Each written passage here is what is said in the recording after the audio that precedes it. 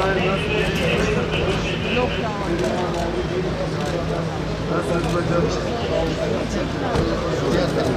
görüntüyü hep beraber kaldıracağız. Kaldırırken de biz hiçbir esnafımızı mağdur etmeyecek şekliyle yürüteceğiz. Kiracımıza taşınma yardımı vereceğiz. O süreçte daha uygun bir yere taşınsın diye hiçbir buradaki masrafların tamamını taşınma yardımı olarak vereceğiz. Efendim ev sahibi olanlara diyeceğiz ki veya dükkan sahibi olanlara yine sizi yeni yaptığımız Yeni Çarşı'daki 217 dükkan var. İster oraya gidin, ister paranızı alın. Hangisini istiyorsanız bu süreci yürütelim diyeceğiz. Şu ana kadar yaklaşık 50 milyon lira bir de orada bugün yapsanız 100 milyon liralık bir ticaret merkezi yaptık.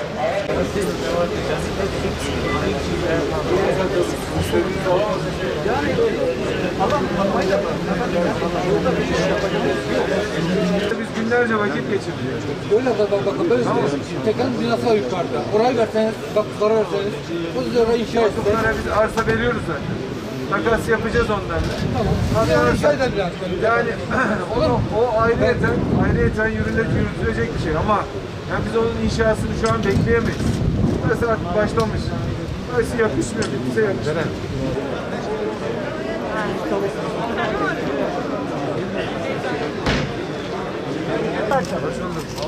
Ya gelirken bunu bir anlatıyorlar. Nasıl oluyor? Böyle mi söylüyor? Çok ucumuza. Milletvekili Sayın Kılıç, sıfıra düşen, memleketimiz için çok büyük bir kayıptır. Yıkılmasını istemiyorum. Esnaf burada mağdur.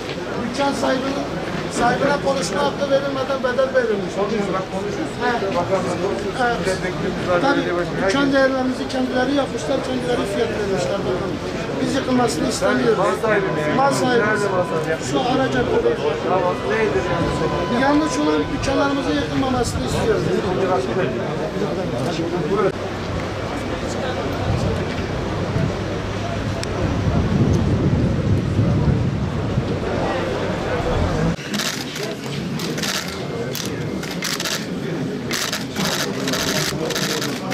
Bugün kadim bir şehrimizdeyiz, Bitlis'imizdeyiz.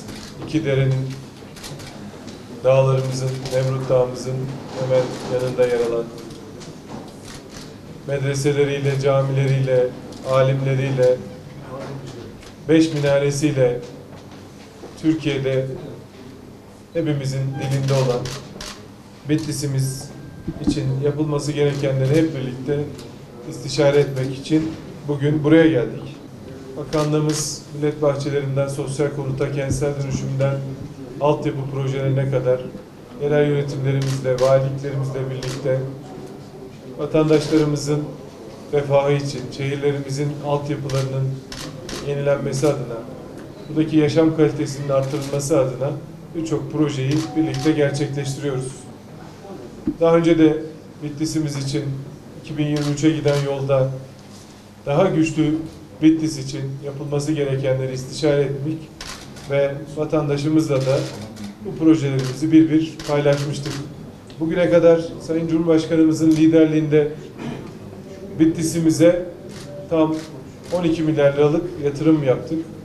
Bunun 2,5 milyar liralık kısmı da hem çevre hem de şehircilik alanındaki yatırımlar ve yine her alanda da projelerimizi yapmaya devam ediyoruz. Bunlardan en önemlisi biliyorsunuz Türkiye'nin her yerinde kentsel dönüşüm hedefiyle ülkemizde riskli bina, riskli yapı kalmayana dek çalışmalarımızı her ilimize yapmaya gayret gösteriyoruz. Ve kentsel dönüşümü yerinde hızlı gönüllü prensipleriyle vatandaşlarımızın rızasını alarak gerek şehir meydanlarının ihyası, gerek riskli binaların yenilenmesi süreci olmak üzere birçok alanda kentsel dönüşüm projemizi yürütüyoruz.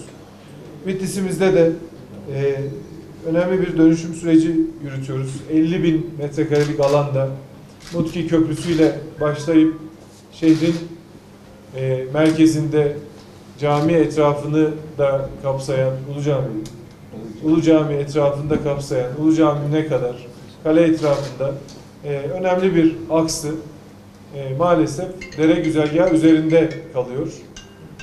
dere güzergahı üzerinde vatandaşlarımızın hem can güvenliği hem de bu anlamda taşkın riski bulunmakta. Ve bu çerçevede daha önce de bu alanda tarihe vefa projesini yapacağımızı ve buradaki kadim değerlerimizi, kültürel değerlerimizi ortaya çıkaracak adımları atacağımızı ifade etmiştik. Bu çerçevede bugüne kadar 43 milyon liralık kamulaştırma süreci yürüttük. Diğer taraftan buradaki vatandaşlarımızın taşıması amacıyla Toplu Konut Dairesi Başkanlığımız eliyle ticari üniteler ve ofislerden oluşan bir ticaret merkezi inşası yaptık ve burada da yine 217 bağımsız birimi şehrin içindeki vatandaşlarımızın taşınması amacıyla tahsis ve kiralama sürecini de yürütüyoruz. Diğer taraftan bu alanlar riskli yapılardan ibaret ve riskli yapı tespitini önümüzdeki hafta itibariyle bakanlığımız ekipleri yapacaklar ve buradaki riskli binaların 30 Haziran'a kadar taşınma ve kira yardımı yine bedelini almak isteyen vatandaşlarımıza bedelini vermek suretiyle bu süreci yürütmeye gayret göstereceğiz. Bu anlamda projemizi kararlı bir şekilde vatandaşlarımızla gönül birliği içerisinde yürütüyoruz. Bugün hepsiyle tek tek görüştük. Kiracılarımıza taşınma yardımı, yine kira yardımı, mülk sahiplerimize de taşınma yardımı vermek suretiyle bu projemizi yürüteceğiz. Bittiğinde şehrin içindeki bu 50.000 metrekarelik alanda Mutki Köprüsü ile başlayıp Ulu Cami kenarına kadar bütün derenin ıslahı, dere güzergahı kenarında vatandaşlarımızın Bitlis'in hatta bütün bölgenin burada 7 gün 24 saat vakit geçirebileceği peyzaj alanlarıyla çok önemli bir projeyi yürütüyor olacağız. Dere güzergahına bakan cephelerle ilgili sokak sağlıklaştırma ve cephe iyileştirme projesini yine Bitlis Belediye'mize hibe ve kredi vermek suretiyle yürüteceğiz. Derenin her iki kenarındaki binaları, tarihi eserleri gün yüzüne çıkarmış ve burada da vatandaşlarımızın huzurlu bir şekilde gezmesini temin edecek adımları atmış olacağız. Bu kapsamda Toplu Konut Dairesi Başkanlığımız dere ıslahı ve kenarındaki düzenleme projesini yıl sonuna kadar ihalesini yapacak ve inşallah önümüzdeki yılda bu ıslah projesini tamamlayıp Bitlis'imizin merkezinde huzurlu bir şekilde vatandaşlarımızın vakit geçireceği mekanların inşasını da gerçekleştirmiş olacağız. Hazine mülkiyetinde yaklaşık 157.000 metrekare alan var. İl Jandarma Komutanlığımızın bulunduğu alan.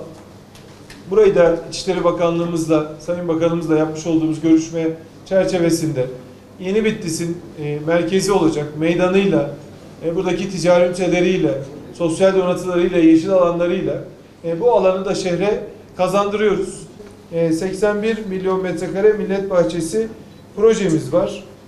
Bu kapsamda bugüne kadar 303 millet bahçesini başlattık ve bunların 57 tanesini de tamamladık. Vatandaşlarımızın kullanımına, hizmetine açmış olduk. Bitlis'imizde de bu kapsamda 4 tane millet bahçesi projemiz var.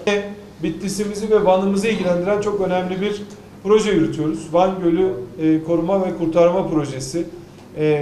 Van Gölü'nün sınırı en fazla Bitlis ilimizde biliyorsunuz var. Biz Bitlis ilimizde ve Van ilimizde sınırı olan bütün ilçelerimizdeki atık su arıtma tesislerinin yapım sürecini ve Van Gölü'müzün kurtarılma projesini de yürütüyoruz. Yine bu çanağın içerisinde yer alan Nemrut kalderası da çok önemli bir doğal güzelliğimiz. Bu kalderamızı da koruyacak, bölgede cazibe merkezi haline getirecek, vatandaşlarımızın orada güvenli bir şekilde yine gezip dolanabileceği, bu alandan faydalanabileceği şekliyle kalderemizde de düzenleme projelerimizi yapıyoruz.